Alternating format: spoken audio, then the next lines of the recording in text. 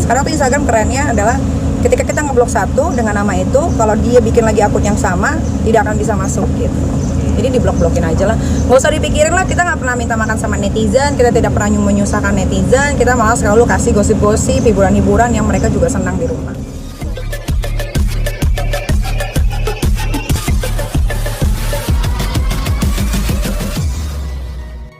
Meraih emas pecah telur nih pertahanan ini gimana kan Niki nih di ganda putri? Gue lumayan ngikutin dan gue merasa bangga sebagai putri Indonesia. Akhirnya setelah sekian lama Indonesia bisa mengharumkan namanya kembali di mancanegara dengan pertandingan Olimpiade. Ya bangga lah, senang. Apalagi yang bertanding di sana mungkin lebih happy lagi kali karena dia bisa dapat medali emas. Jadi suatu kebanggaan berarti tadi. Jadi suatu kebanggaan, pasti jadi suatu kebanggaan. Nggak mungkin nggak, karena mereka berlatih juga pasti bukan sebentar ya. Terus mereka juga harus berpisah sama keluarganya karena harus fokus untuk Olimpiade di Jepang. Jadi apa yang mereka dapatkan yaitu setimpal sama apa yang sudah mereka lakukan gitu, selama masa berlatih. Bahkan kita sendiri sering nonton langsung kah dulu pas lagi? Dulu. Kalau sekarang enggak, karena sekarang buat nonton TV aja nggak ada waktu gitu. Jadi kerja ngurus anak. Tapi baca berita online nih ya. Hadiah apa sih Kak Niki yang kira-kira pantas ya buat mereka yang menang?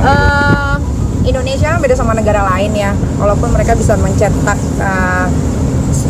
kemenangan, tapi kan itu urusan pemerintah Indonesia, bakal dikasih apa imbalannya yang lebih bagus, apa mereka yang lebih tahu lah. Kalau di tiap Olimpiade cabang olahraga apa yang paling Gue dinanti suka bulu sama? tangkis. Oh, kenapa? Bulu tangkis. Bulu tangkis. Nggak tahu, gue senang aja apalagi pas lagi emosi kan, terus kecok-kecokan gitu, kayaknya seru gitu kalau bulu tangkis tuh. Kan Niki, sebagian orang kan juga ikut menyumbangkan hadiah gitu buat yang menang ini. Mungkin Kak Niki tanggapi. Kalau gue nggak suka ikut sumbangan, gue maunya langsung sendiri aja. Nggak suka ikut apa namanya, gabungan itu kolekan gue nggak suka, gue maunya sendiri aja. Kan Niki, euforianya seperti apa sih kalau ngelihat atlet Indonesia main di? Euforianya mungkin karena ini PPKM, tidak boleh keramaian, jadi biasa saja. Coba kalau misalnya tidak ada PPKM, mungkin orang pada nonton ya kali ya, maksudnya kayak nobar di mana. Sekarang kan nggak ada, jadi rasanya biasa aja. Tapi ketika baca berita kayak, wah, akhirnya Indonesia pecah telur juga ya. Gitu. Nah, melihat bulu tangkis kemarin kan yang bagian pria kan banyak yang nggak lolos tuh. Iya. Nah, pendapatnya itu seperti apa gitu? Ya, kalau kayak gitu kan nggak bisa diprediksi ya. Padahal mereka latihannya udah bagus gitu kan, tapi balik lagi mungkin lawannya lebih kuat. Ya mungkin nanti next Olimpiade di mana lagi, mudah-mudahan Indonesia bisa dapat banyak sekali piala emas. Apa tuh namanya kalau emas namanya? Medali emas ya, mudah-mudahan. Kan Niki, di masa PPKM ini kan Niki sendiri kalau olahraganya seperti apa Kan Niki ini? Olahraga di rumah. Iya, apa aja? Karena kan banyak banget tempat nge-gym itu yang tutup, jadi olahraga di rumah kayak yoga, terus ya sit up, push up, terus naik turun tangga. Olahraga tuh termasuk gendong anak tuh termasuk olahraga sih sebetulnya, karena berat anak-anak gue. Sering ya tiap hari? Sering, mereka harus digendong terus. Nggak menanggapi banyak yang sekarang artis yang banyak dihujat tuh sama netizen. Nah, tanggapan kan kita sendiri seperti apa kita menanggapi? Artis banyak dihujat, kalau netizen kayaknya dari dulu ya. Cuman sekarang pemakai sosial media itu siapa saja. Jadi kita tidak bisa melarang 1 orang, 2 orang, 3 orang, karena yang pakai sosial media itu siapa aja bisa pakai, terutama yang penting dia punya kuota dan punya handphone. Gitu kan. Jadi kalau awalnya gue merasa risih dibully. Tapi lama-lamaan kesini gue menganggap netizen itu semua tanpa arti.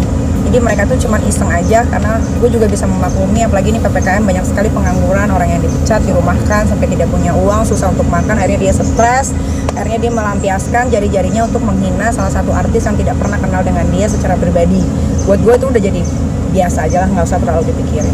Namanya selebriti, resikonya ya dibully. Perlu dilaporin nggak sih Kak sebenarnya? Kalau gitu? dilaporin kantor polisi penuh banget cuy. Kasian juga sih Pak Polisi, jadi ngurusin kerjaan yang nggak penting yang harus diurus sama mereka. Sejauh ini solusinya gimana? Sejauh ini solusinya diemin aja. Sekarang kan Instagram bisa ngeblok. Kalau sekarang tuh Instagram kerennya adalah ketika kita ngeblok satu dengan nama itu, kalau dia bikin lagi akun yang sama, tidak akan bisa masuk gitu. Jadi diblok-blokin aja lah, nggak usah dipikirin lah. Kita nggak pernah minta makan sama netizen, kita tidak pernah menyusahkan netizen, kita malah selalu kasih gosip-gosip, hiburan-hiburan yang mereka juga senang di rumah. Perlu ada ini nggak sih Kak, apa batasan di mana julitan itu perlu dilaporkan atau enggak? Kalau masih di batas kewajaran kayak cuma hanya meledekan atau apa, tapi kalau udah masuk ke ranah anak gitu kan, sampai orang-orang yang sudah tiada sih, kalau gue akan laporin. Gue akan punya waktu untuk ngelaporin itu. Tapi kalau sebatas cuma ngatain lonte apa segala macam kayaknya biasa aja. Bagi teman-teman kakak kan seperti Ayu dan Kak Bilar kan sempat rame nih dibicarakan Iya. tentang haters. Nah, tanggapannya udah ada cerita belum sih ke kakak apa gimana? Bilar ada tuh. Iya, ada cerita nggak sih ke kakak gitu? Bilar mah ya karena dia orangnya santai sih, ya gue selalu bilang gak usah ditanggepin lah, namanya juga haters dimanapun ada.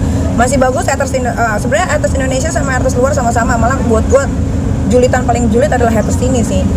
Cuman ya udah mau gimana lagi, masa mau dimusnahkan itu haters kan nggak mungkin. Haters itu adalah fans yang kepengen banget diakui tapi tidak pernah ada gitu loh, jadi cuekin aja.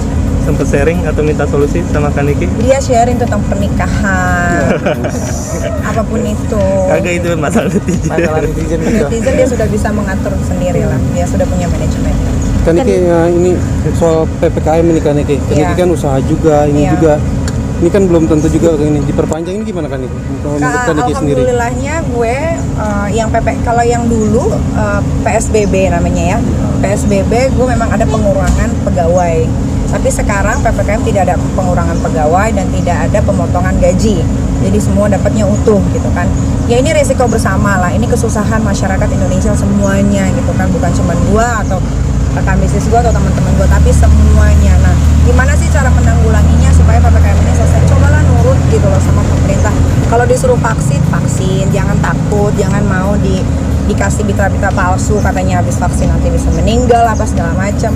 Mati rezeki jodoh tuh di tangan Tuhan, bukan di tangan vaksin gitu kan. Makanya balik lagi, imun kita, mindset kita harus sehat gitu kan. Percuma kita minum obat, vitamin banyak juga, tapi kalau mindset kitanya buruk ya penyakit mana aja bisa masuk sih. Kak Niki sendiri udah divaksin? Udah 2 kali, dan ini gue mau vaksin lagi 2 bulan lagi. Jadi per 2 bulan sekali itu vaksin? Enggak, kan udah Booster jedanya ya? kan udah 3 bulan, jadi udah bisa divaksin lagi. Apa sih yang dirasakan Kak Niki pas? Waktu gue vaksin, gue kayak kayak pengen makan melulu, pengen makan tidur kayak gitu aja habis divaksin tuh. Sinovac enak, gue ngerasain gue bisa sedikit lebih santai gitu, jadi lemes, bangun makan tidur lagi. Cuman beda kan, imun orang kan beda-beda ya, nggak bisa disamain. Ada yang katanya suntik Sinovac begini begitu. Makanya jangan dengar omongan orang lah, kalian harus percaya sama diri kalian sendiri. Kalau kalian mau semuanya baik-baik saja, kalian cintai diri kalian sendiri ya, dengan apa? Dengan vaksin, minum obat yang teratur, vitamin gitu. Lebih pede nggak setelah divaksin? Lebih pede lah, iya pasti, karena gue merasa ya itu dia, setelah kalian divaksin kalian pasti akan punya mindset gue sehat gitu, gue pasti susah untuk kena COVID. Sebetulnya setelah divaksin pun bisa-bisa aja kena COVID, tapi mungkin tidak parah. Iya kan. Mindset Mindset benar, balik lagi ke mindset kalian kayak gimana. Ya kan Niki sendiri kan following sendiri kan mengadakan vaksin sendiri kan Niki ya. Kevin ini gimana kan? Apa? Yang following. Iya. Ya. Itu artis-artis pada ngikut juga vaksin ini atau seperti apa? Iyalah, gue nggak ngerti tuh bahasa lo.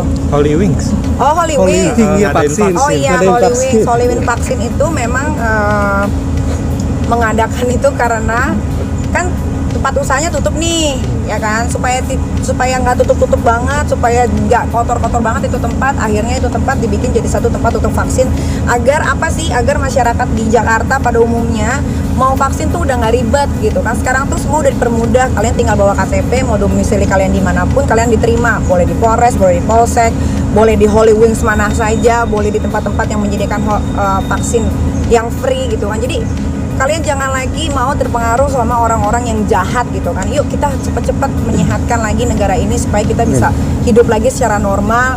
Gua kangen macet-macetan, gua kangen banget yang namanya nonton film di bioskop gitu. Jadi yang kalau mau sehat ya dari masyarakatnya dulu gitu. Gak ada gosip? Gosip. Oke. Kak Niki.